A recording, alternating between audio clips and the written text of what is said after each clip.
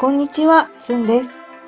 今まで100均アイテムを紹介した時に、その後がどうなったか教えてほしいとか、長く使った時のレビューをしてほしいというリクエストをたまにいただきます。今でも快適に使えているものがほとんどなんですけど、中にはね、長く使えなかったっていうものも、正直ありました。で、あとは外した時に現状回復できたかっていうことも気になるかなと思うので、今回は4つのアイテムのその後をお伝えしたいと思います。改善方法とかね、対策なども合わせてご紹介するので、少しでも参考になれば嬉しいです。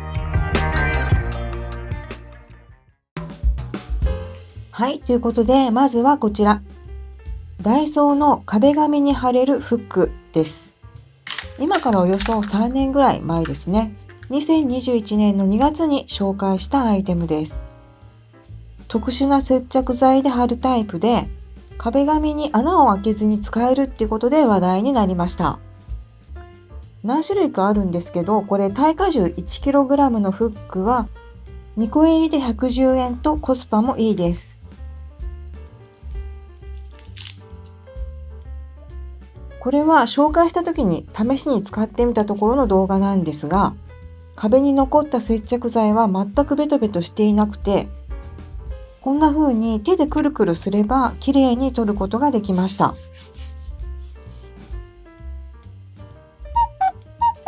そしてあれから3年、母の家でカレンダーをかけるのに使ってたんですが、1年と10ヶ月ぐらい経った頃に剥がれて落ちてしまいました。それにしてもね、随分変色していてびっくりしました。接着剤はもうカラカラに乾いていて、さっきみたいに指でくるくるして取るっていうのは少し難しい感じでしたね。で、ちょっと剥がれたところから引っ張ると、ポロポロと剥がれ落ちるという感じでした。ということで、ちまちまとね、ちょっとずつ剥がしたんですが、それでも壁紙ごと剥がれるってことはなかったです。で、どうしたら落ちたのって母に尋ねたところ、少し重いものをかけちゃったからかもなって言ってました。はい、そう言ってる間に全て取り除くことができました。ちょっとね、指でギューギュー私が押してしまったので、壁紙の柄が少し潰れちゃいましたけど、丁寧に剥がせば壁紙を傷めることは多分ないと思うので、皆さんは気をつけて剥がしてください。遠目に見ればわからない程度でした。で、母の家は賃貸なんですが、画鋲程度なら OK ということで、今度はこちらを使うことにしました。ダイソーの穴跡が目立たないピンフック110円です。耐荷重は 1kg、石膏ボードの壁に使うことができます。はい、お次はこちら。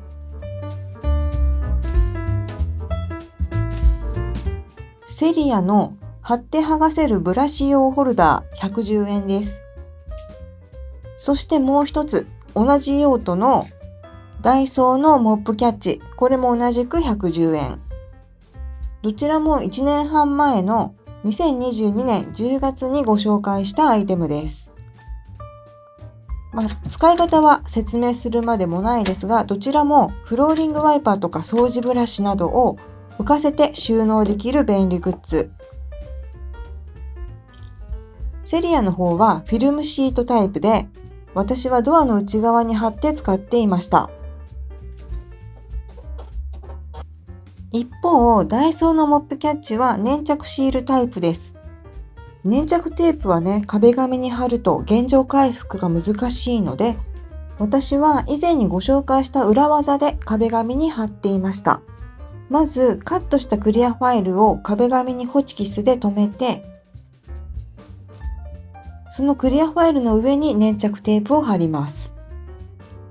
こうすれば壁紙でも粘着テープを貼ることができるし、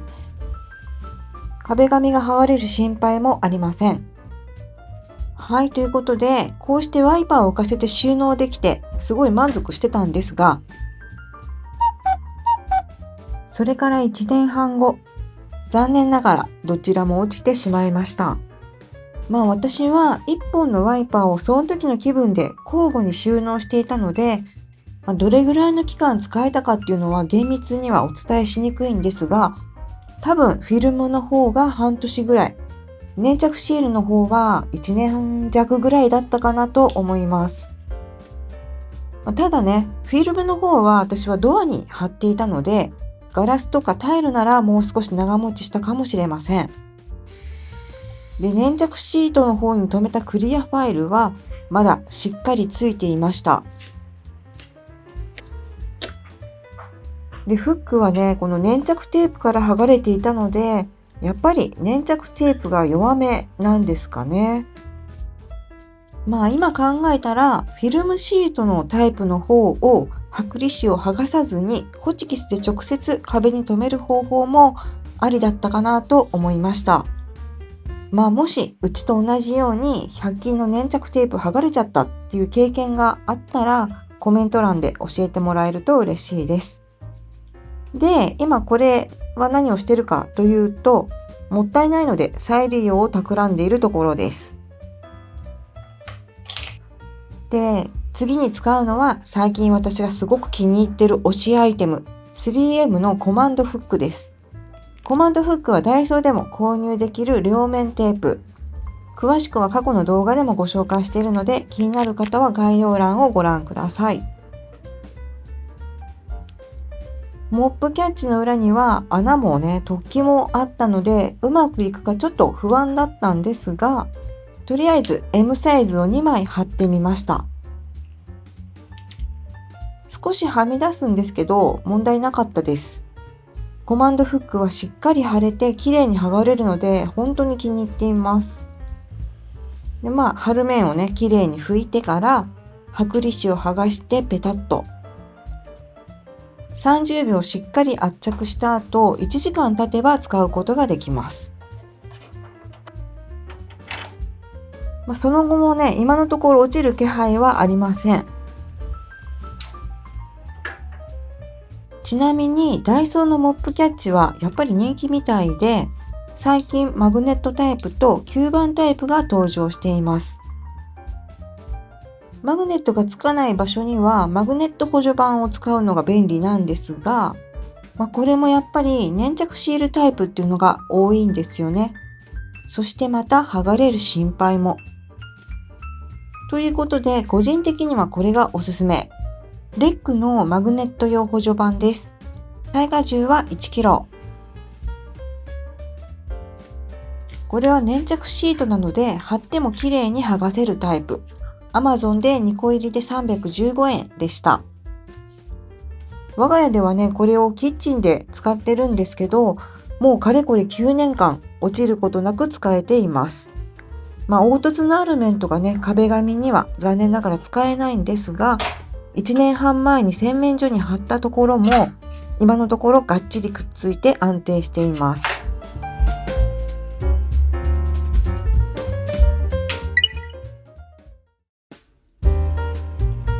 はい、お次はこちら。3COINS のカビ防止テープ330円。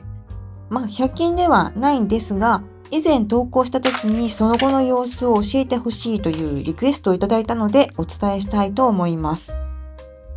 その前に簡単に商品の説明をすると、コンロ周りに貼って汚れを防ぐアイテム。素材はポリ塩化ビニール。貼りやすいように真ん中にラインが入っています。で、前回貼り終わったところがこちら。透明で目立たないし、厚手でしっかり貼ることができました。そしてあれから10ヶ月。直線のところはね、剥がれることもなく、パッと見綺麗なままです。ただ、カーブさせるために切って貼ったところは、こんな風にめくれて汚いことになってしまいました。反対側もこんな感じですね。あとはたまに汁をこぼしたりすると、隙間から汚れが入ったりすることもたまにありました。でもね、掃除しにくいコンロの隙間汚れっていうのはしっかり予防できたし、確かこれ半年交換が推奨されていたと思うんですよ。で、私は10ヶ月貼りっぱなしだったので仕方がないかなと思っています。あと気になるのは、原状回復できるかっていうところですよね。ということで、10ヶ月ぶりに剥がしてみます。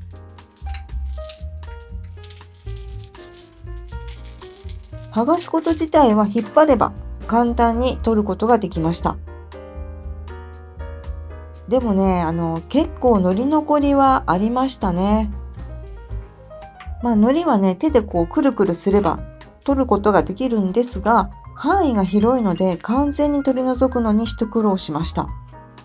やっぱりね、半年ぐらいで交換した方が良さそうです。ちなみに白木とか大理石、塩化ビニール樹脂には使用できません。我が家のワークトップは人工大理石で、このベトベトをね、取るのは大変でしたが、ワークトップとかコンロは傷めることなく剥がすことができました。ところでさっきからこの汚れ気になりますよね。安心してください。ちゃんと落とします。使うのはダイソーの汚れ落とし消しゴム。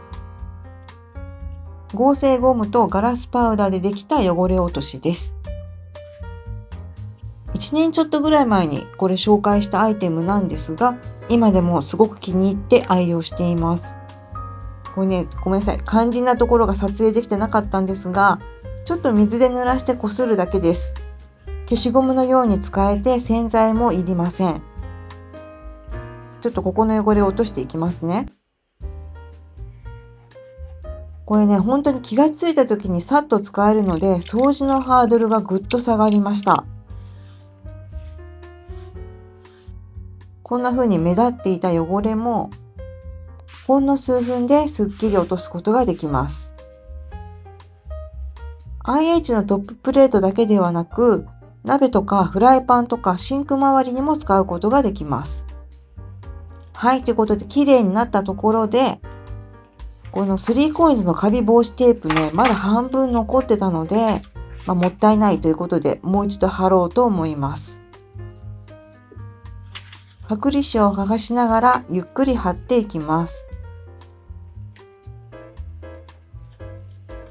で、前回切り込みを入れて貼った角の部分っていうのは、そっからねひどく汚れたので、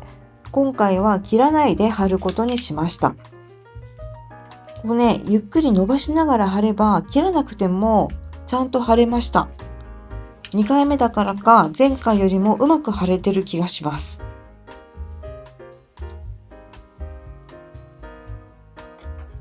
似たようなコンロ周りの汚れ防止テープっていうのは Amazon やホームセンターでも購入できるんですが、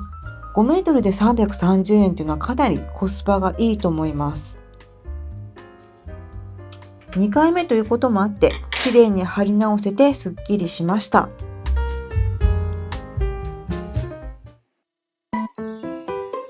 はい、ということで今回の動画は以上です。最後までご視聴ありがとうございました。少しでも参考になったらチャンネル登録していただけると嬉しいです。それではまた次の動画でお会いしましょう。